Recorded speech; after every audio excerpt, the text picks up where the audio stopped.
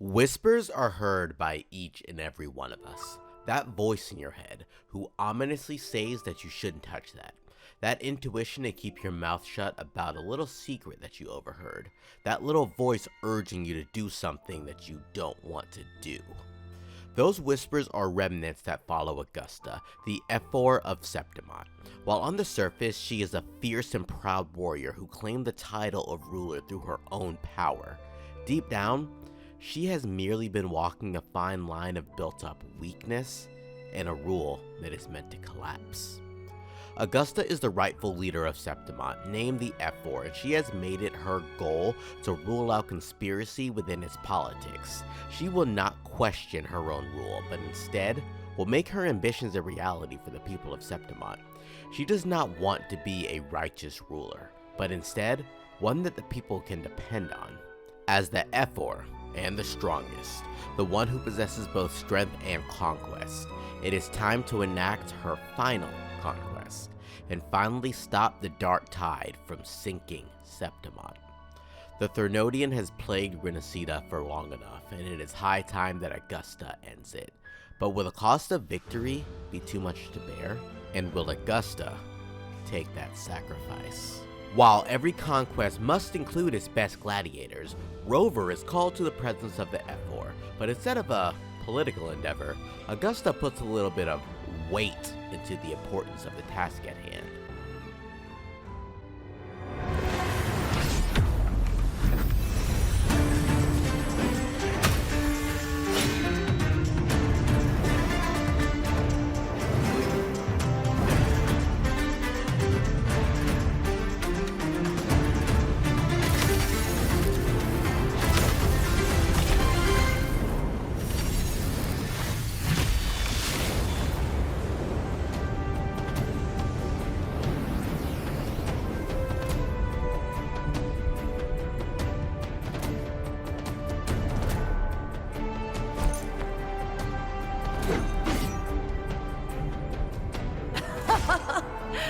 Impressive! While Rover's strength has been proven, they set off to their real goal, taking care of the pestilence known as the Dark Tide. The gladiators assemble and look forward to the wasteland that is the Sanguis Plateau, and thus they hop into air and down into the plateau as their conquest begins. But little did they know, they might be falling straight into hell.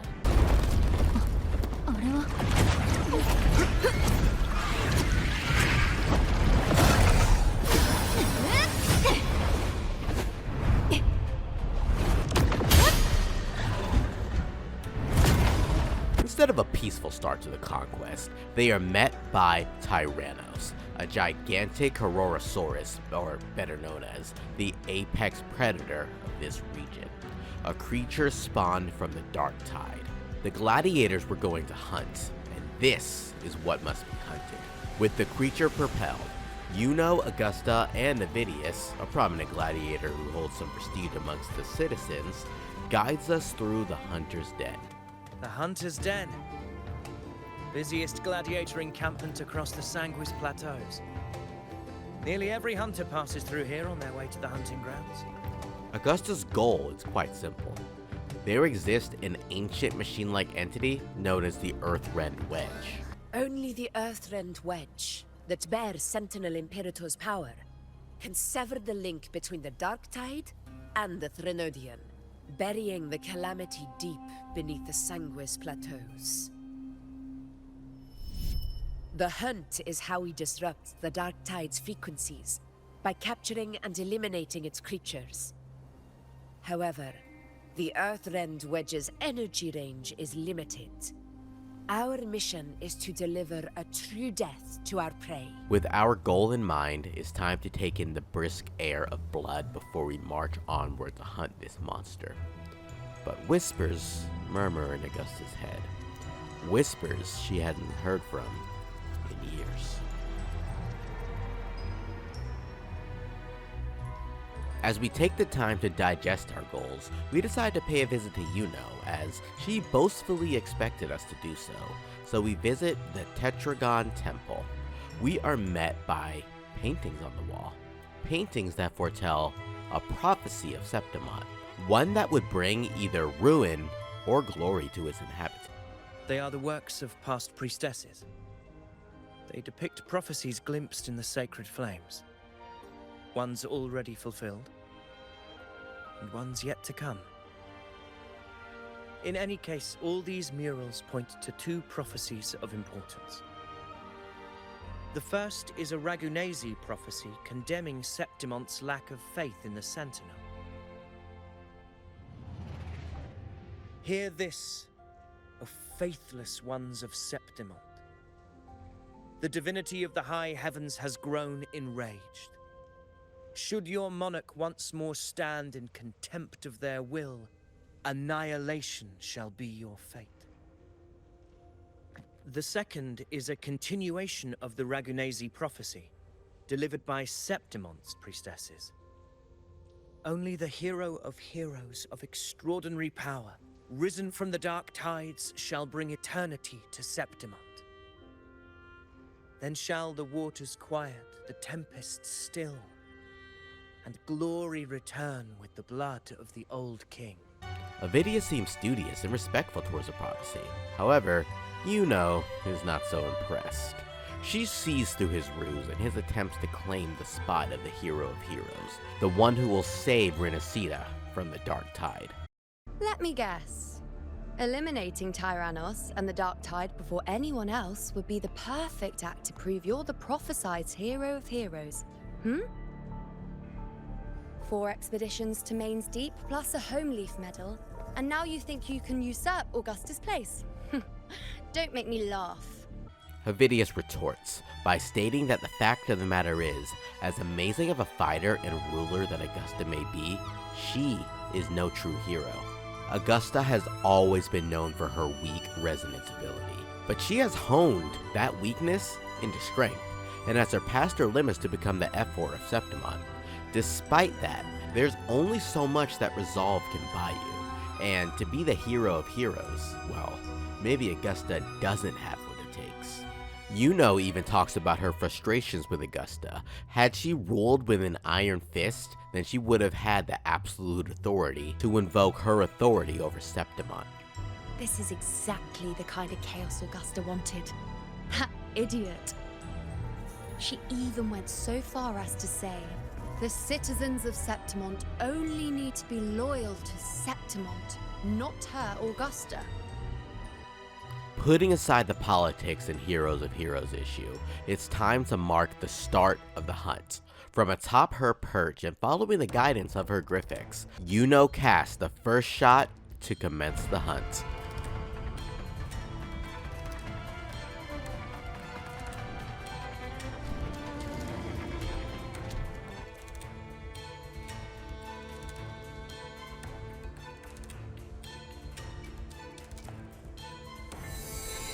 Spirits of the hallowed land, answer my call. May the eternal sacred flames grant us boundless sight.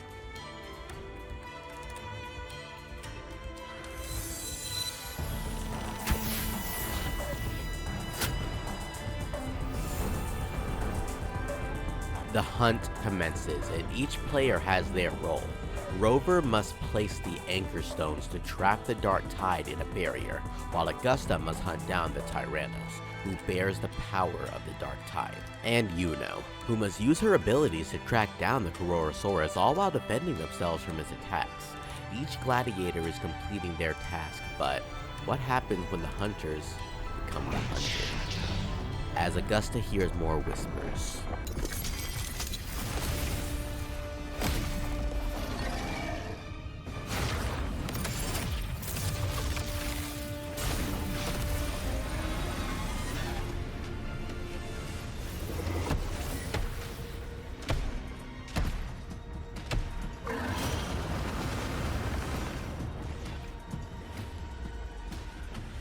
Inside these hunting grounds, the hunter can become the hunted at a moment's notice.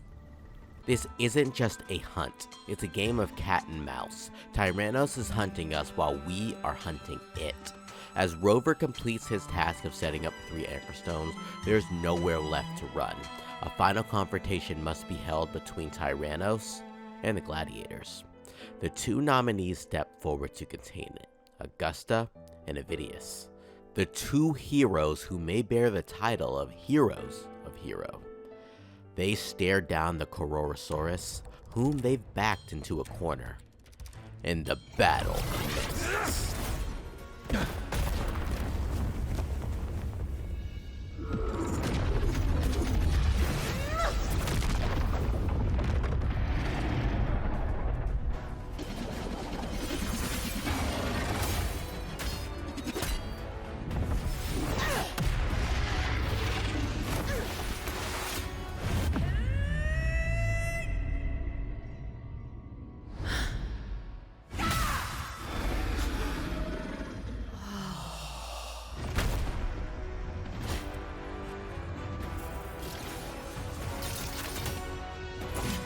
Everything is in place.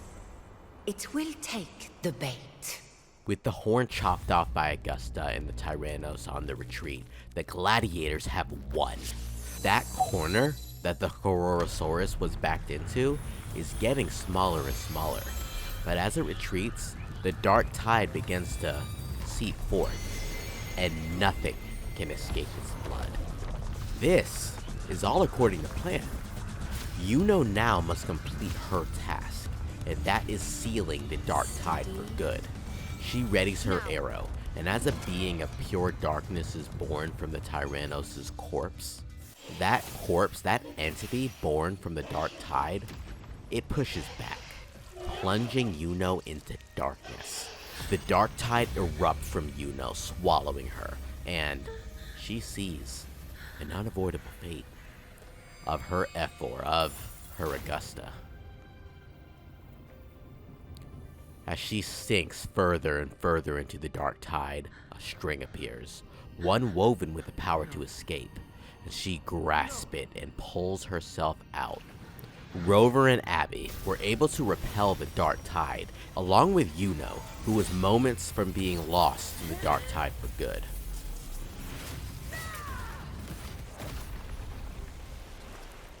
But Iuno has saw an unavoidable future. As the priestess of Septimont, her visions are destined to come true, and it has never been wrong. Augusta.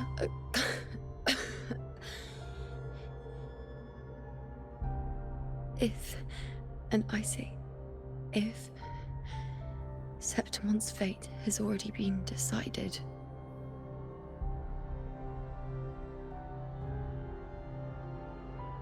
would you continue to fight? Augusta knows that they have failed, and that Iuno has seen their demise, but what is a ruler supposed to do? Give up? As the whispers resonate in her head even louder than before, as these whispers urge Augusta to take the power in order to seal the dark tide, to take this unknown power that doesn't belong to Augusta. But rather than fall for these false promises, these false murmurs, Augusta makes a proclamation, a statement that must be upheld. A ruler assumes their place by accomplishing the impossible for their subjects. The impossible. Iuno, however, knows that Augusta stands no chance. She knows Augusta will fail and that Septimont is doomed to fall.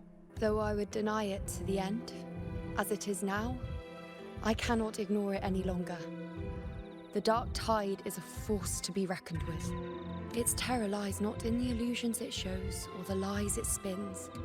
Rather, it uncovers the parts of us we hide the most carefully. The parts of ourselves we least wish to face. How I loathe this feeling. This helplessness, to know everything, to see everything, and yet be powerless to change a thing. The dark figure we faced in Asphodel Barrens was, in fact, an embodiment of the dark tide. We call it the false sovereign. Unlike other dark tide creations, it can devour and reshape the scattered powers of its maker. I'm unclear how things will unfold, but I'm certain it's the source of evil that will bring about the fall of Septimont, just as the prophecy foretold. Before this hunt, Augusta and I investigated such dark tide irregularities at the Sanguis Plateaus. We then formed a plan to take advantage of the Sovereign's nature, using the Chorosaurus as bait to lure out its imperfect form. Maybe this way we can rewrite Septimont's tragedy before it even begins. The false sovereign. And it's been risen to fell Ephor of Septimont, the current ruler. Despite knowing, what else can a mere human do besides try and overcome fate? Besides, Iuno knows that Augusta won't give up. She can't give up. She's much too stubborn to even attempt to give up. Plus, she has the citizens of Septimont on her back. There's no way that she's just going to go down without fighting. So what does Iuno do? Well, she entrusts Rover with a piece of her power, to track down the Thernodian in hopes that Rover is the key to stopping the disaster from spreading. And she needs to rest, because later, there is a task that only she can complete. Having failed to seal the Thernodian, Augusta, with the help of Rover, is able to contact the Black Shores, who currently has Booling as the representative to short out this disaster. She explains just what a calamity their current situation is. So listen up. I'll give you Tethys' rundown. That humanoid thing, that sovereign, is gobbling up frequencies like a maniac. It's eating anything with energy. Dark tide stuff, tacit discords, echoes, you name it. Might even be saving other things for dessert. Basically, the Sovereign isn't gonna attack Septimont or Raguna anytime soon. It's too busy getting fat first. Once it's stuffed full of energy, it'll try and smash the Earthwind Wedge in one go. But still, this was all going according to Augusta's plans. The energy in the Sanguis Plateau is currently trapping the false sovereign, but as long as it's able to eat up frequencies, Septimont will fall. Good thing they know exactly where it is. A town that is nothing but whispers. Murmurstown. Come, take up your blades. For Septimont! For the name of heroes eternal! And as they begin their final operation, the whispers and murmurs begin to chant even more intensely.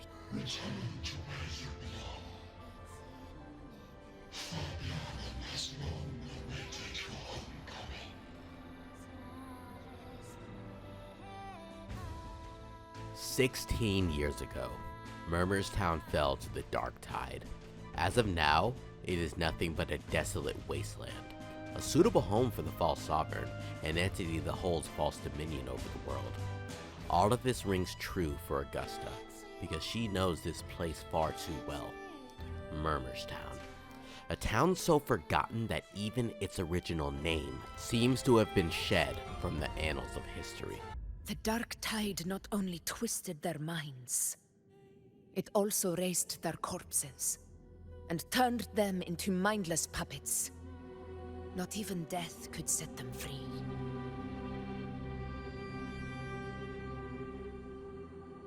Mark my words. It will pay for this malevolence. As Rover and Abby handle the Dark Tide's energy, they eventually are able to find a sororosphere of Murmurstown, and upon entering it with Augusta, we find out that this city of murmurs has a proper name. Fabianum. A beautiful town full of life, not whispers but voices. Fabianum was the first bastion against the Dark Tide. It was a town meant to hold off the Thernodian and alert Septimont if the disaster would begin to spread. Being a city in the Sanguis Plateau meant that if the Dark Tide were to hit, this town would be the first town that it would hit. They were ready for this disaster though. They could hold out for such a long time against the Dark Tide that maybe, with reinforcements, they'd be able to stop it. But when that day finally came, the day that the Dark Tide would encroach upon Fabianum, the day that the town would fall, the city of Septimont, well, they turned their backs on Fabianum, and thus the town fell into mere murmurs. The name Fabianum once stood for glory. As Septimont's front line against the Dark Tide, it held the honor of receiving legends, like Fabius, Attilius, and Valeria.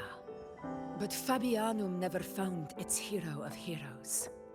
Ever since then, the name was lost, replaced by Murmurstown. A scar that Septimont refuses to face. The whole town held out until the very end. Yet no aid ever came from the city of Septimont. Later, I heard from the senior gladiators that on the very morning Fabianum fell, most of the Senate lords were still sound asleep in their warm beds. It wasn't the Dark Tide that doomed my hometown, but those in power. Augusta's plight against the nobles in the city of Septimont to end the corruption, the will to become the beacon of change within Septimont, it all makes sense now. As Rover and Augusta move through the lost city, they hear whispers of Augusta's past, and that of a childhood friend, Angel. I only ran a few laps with Eric, and guess what? He got so dizzy, he tripped over his own feet and smack! Chipped a tooth! Feels a long way off for us. But maybe it also means making people smile. If the Dark Tide disappeared, everyone would be happy, right? Do you think I could ask them to fix my brother's leg? With a resonance ability that powerful, maybe he could get better, just like how he was. The grown-ups keep saying how awful this Dark Tide will be. And my brother's leg, it won't heal. They said he'll never be a gladiator now. But the Dark Tide values strength, and Augusta was weak. So weak that the Dark Tide moved right past her and aimed directly for Angel. She could do nothing to stop it, nothing to save her friend. Augusta knows not what happened to Angel, but she becomes something else. Give you their cover? When the Dark Tide took her over, she became something that didn't even resemble a human.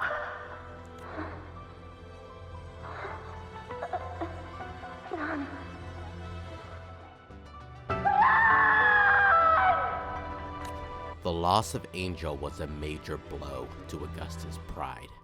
Not knowing what happens to the remnants of your best friend, that would hurt anyone. And from this day onward, Augusta would hear whispers. Whispers telling her when to dodge, whispers telling her when to strike. She listened to those whispers, feeding into their words to make her strong.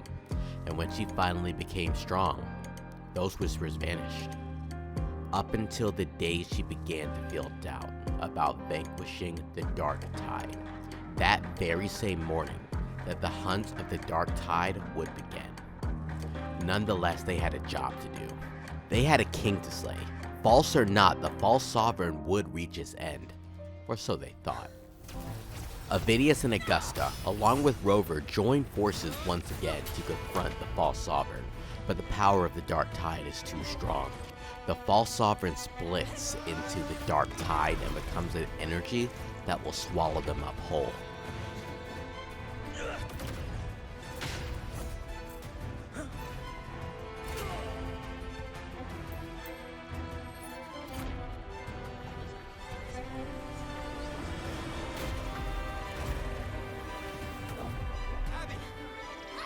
Even the mighty Abby attempts to swallow the Dark Tide, but they can't take all of it in. Instead of trapping the Dark Tide in a location where they could seal it, the gladiators find themselves trapped instead. More whispers haunt Augusta, as they have failed yet again. But Iuno has other thoughts than waiting for their demise. Despite knowing that they will meet their end here, despite seeing a prophecy of what had made Septimont, Iuno has one last stratagem to complete their goal and seal the dark tide for good. Using the final anchor stone, the same one that created that initial barrier, they would force the Sovereign to swallow it, which will create an opening for Augusta and Rover to defeat it. Iuno, a resonator who traded her abilities of foresight in order to resist the dark tide, is the perfect person to hold the false Sovereign in place while Augusta and Rover take care of business. But Augusta... No! The Sovereign is far stronger than before, and you've only just recovered. There's no way you can take on that much resonance energy at once. I'm not made of glass, Augusta. I am Iuno, the most gifted priestess Septimont has seen in generations. If anyone can hold back the dark tide, it's me. And I'm not going to fall on you that easily. The two decide to trust one another, as this is their only hope. And while hope is dim, even Augusta turns to her friend to see, is this all in vain? Or can they actually do it? One last question. For someone without an unwritten fate, is it true they can never break free, no matter how hard they struggle?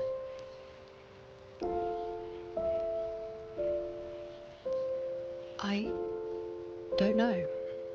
Wait, Augusta! I've been thinking, our final fate might already be written, but how we walk that path is up to us.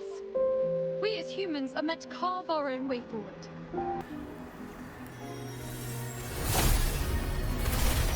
We can't rewrite fate, then we chase it, outpace it.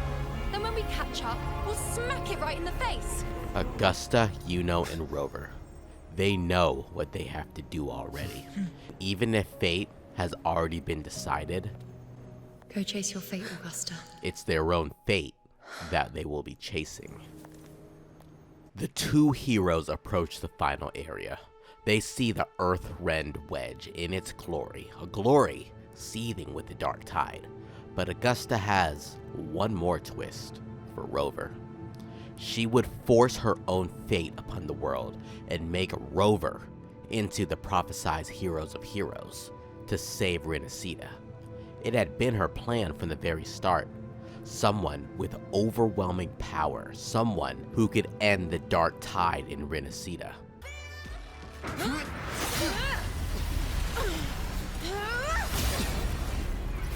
Rise, faithless one. Receive the judgment of the heavens. The sacred crucible shall reshape your soul. Fool. I already said Raguna's divinity didn't get a seat on the ship. The throne of glory will never be claimed by the weak. A loser, left with nothing. How wrong you are. My lady, People follow allow us, me to join you. for it never fails to light their way. This is how I rule. I will show you with my own fist! Ah!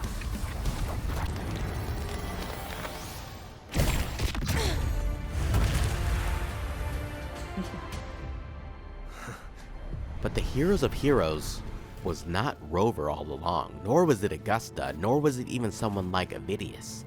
It was both Rover and Augusta.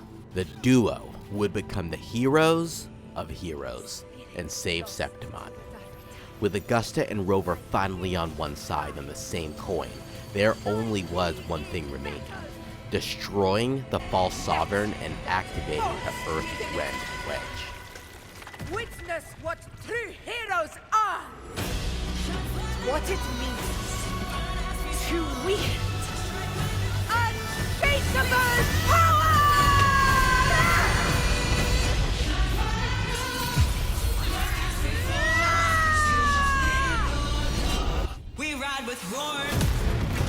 With the battle won, and Rover claiming his prize, Discoid, Augusta has finally achieved her goal.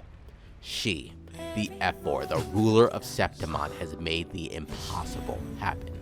With the prize being locked, Rover knows that Cardathea is the key to opening it.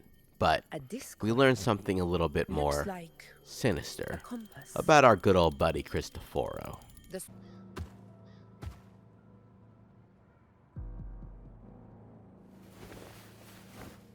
What a beautiful ending, my near-perfect protagonist. I must confess, even I didn't see this coming.